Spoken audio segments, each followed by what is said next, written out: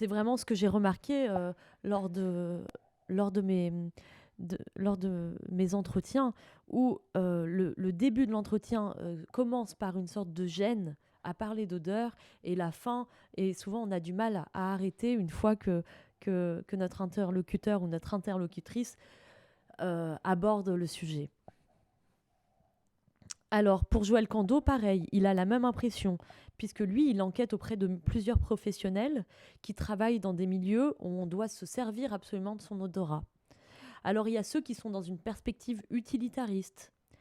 Certains experts vont attendre de l'odeur qu'elle soit conforme à un cahier des charges pour la valider ou, à l'inverse, pour soulever son anomalie. C'est le cas d'un producteur d'huile d'olive de la région de Nice qui explique en toute logique que l'odeur du tonneau, c'est bon, ce n'est pas bon, il y a un problème, il n'y a pas de problème. Dans le domaine de la qualité alimentaire, on retrouve ce type de jugement rapide et efficace aussi avec les sommeliers, les œnologues, les parfumeurs. Pour l'œnologue, et Frédéric est bien placé aussi pour le savoir, la compétence olfactive permet d'évaluer rapidement la qualité du produit. Les odeurs qui reflètent un problème sont mauvaises.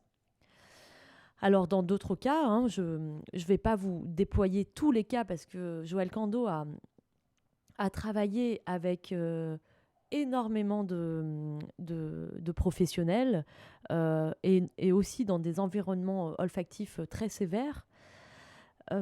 Et ben, dans d'autres cas, là, c'est le cas où il interviewe des sapeurs-pompiers. Il constate que l'odeur pousse certains sujets à mener des actions concrètes. Donc, les sapeurs-pompiers, par exemple, se servent de leur odorat pour agir en conséquence, ce qui relève bien ici de la perspective un peu activiste de l'olfaction et que je défends aussi. L'odeur est souvent le premier rapport avec le sinistre. Elle est un outil, un signal de préparation à l'action. Le rôle de l'olfaction était aussi principalement important, vous le savez peut-être, chez les médecins de l'Antiquité et jusqu'au XIXe siècle. Elle était importante pour détecter les maladies et agir sur les symptômes, puisque variant selon le sexe, mais aussi le climat, les saisons, les aliments ingérés, les passions subies, l'activité journalière, l'odeur corporelle, et pour le médecin attentif à ces fluctuations, un témoin privilégié des dérèglements de l'organisme. Donc voilà, on voit comment l'odeur en fait est complètement intégrée finalement dans notre champ du quotidien, mais il n'est peut-être pas assez mis en avant. Et l'odeur, parfois, chez un sapeur-pompier encore, est comparée à une activité gestuelle si quotidienne, si incorporée, qu'un œil non averti pourrait y voir spontanément la seule œuvre de la nature.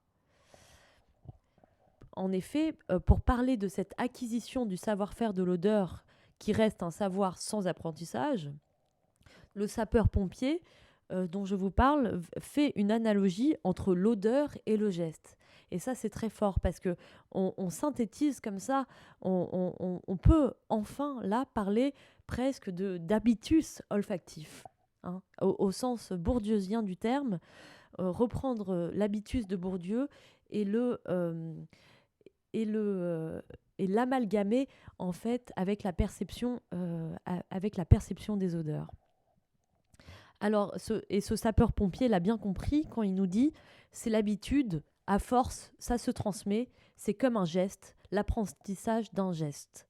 L'odeur, c'est comme un geste, comme l'apprentissage d'un geste. » Alors, de cette sensibilité aiguisée et qui ressemble et qui est comparée aussi à ce geste sans discours, va découler une transmission, une filiation. La littérature de la perception olfactive va insister sur l'importance de l'héritage familial, des souvenirs d'enfance compris, dans nos choix olfactifs. Il n'est plus rare aujourd'hui d'entendre parler de patrimoine, mais aussi de matrimoine à propos d'odeur, car au-delà de la question du passé, on peut y découvrir la reproduction des savoir-faire sensoriels futurs, notamment dans un cadre professionnel, comme on l'a vu, mais aussi dans l'espace domestique. Et moi, c'est ce qui m'intéresse. c'est-à-dire euh, comment se transmet aussi, comment se transmet ces petits savoirs, ces petites compétences sensorielles du quotidien. Ça a été aussi l'objet d'une thèse qui, est, qui vaut vraiment le détour d'Olivier Vatelet, qui a été aussi dirigé par Joël Cando, sur les savoir-faire sensoriels dans l'espace domestique. On voit bien ainsi que l'environnement précis peut influencer l'attachement à une odeur. En effet, le contexte de la dégustation, on parlait d'œnologie très rapidement tout à l'heure, on peut bien voir dans notre expérience gustative et olfactive que le contexte a une grande importance. C'est-à-dire que déguster un rosé bien frais en entendant les cigales dans, chez un vigneron du Var avec un coucher de soleil, c'est pas du tout la même chose que de le déguster chez soi en plein confinement. Donc le contexte de la sensation olfactive est réel. Euh, voilà, l'ambiance au moment de l'expérience vécue l'emporte même sur la sensation olfactive réelle.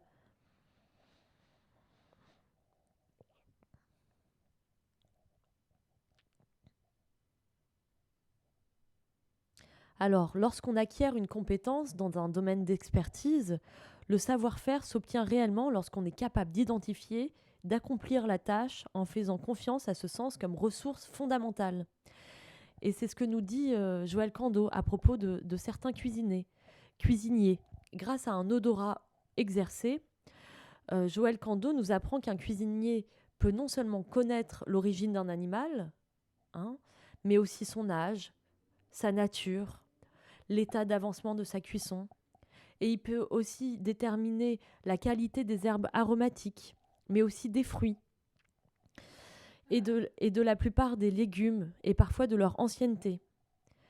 Un des chefs déclare même être capable d'estimer à l'odeur la date d'arrachage du fenouil à un jour près.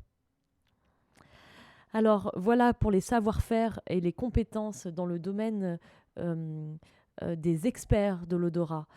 Mon travail de terrain de mon côté, et je finirai là-dessus, a été effectué auprès de non-experts.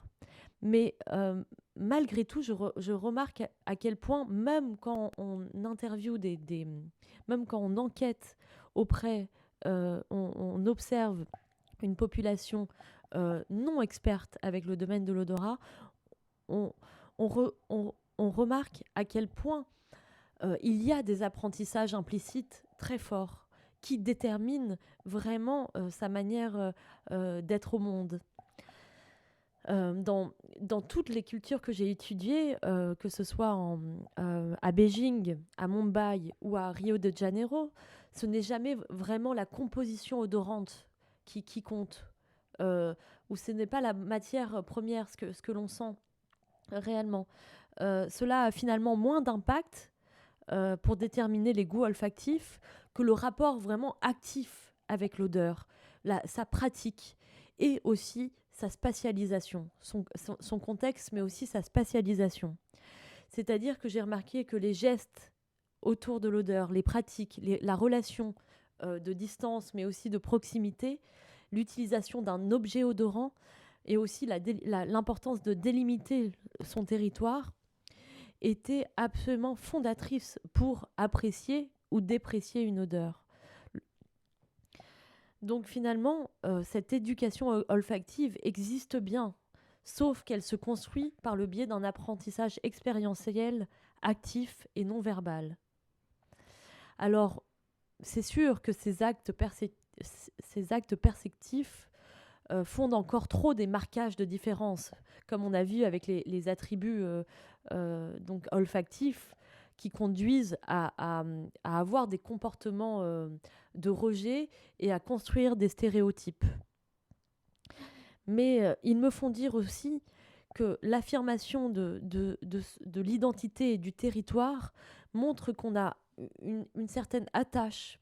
Et cette attache à son odeur ou à son environnement olfactif me fait dire que dans ce geste un peu protecteur, qu'il y a une attache à ce qui a de plus intime dans notre corps, à la plus intime des corporéités, à l'intégrité la plus profonde qui est l'odeur. Eh ben, je vous remercie. J'espère que je n'ai pas été trop rapide dans mon élocution. En effet, je suis allée un peu vite, mais c'est un sujet qui me passionne et j'ai sûrement été un peu emportée. Sur ce, mon cours en anthropologie et en initiation de l'anthropologie est à présent terminé. C'est pas sûr qu'on se retrouve l'année prochaine parce que vous savez à quel point le statut de vacataire, vous l'avez bien compris, est précaire. Mais en tout cas, sachez que c'était un immense plaisir de partager ces cours avec vous. Et j'espère peut-être vous retrouver un de ces jours. N'hésitez pas à m'écrire si vous avez des questions ou des incompréhensions, disons, fondamentales sur l'ensemble des séminaires donnés jusqu'à maintenant. Je vous souhaite à tous et à toutes une bonne continuation, une bonne continuation de confinement. Reposez-vous, prenez soin de vous et puis travaillez doucement les partiels qui arriveront je ne sais pas quand. À très très bientôt. Merci encore pour votre belle écoute et ciao.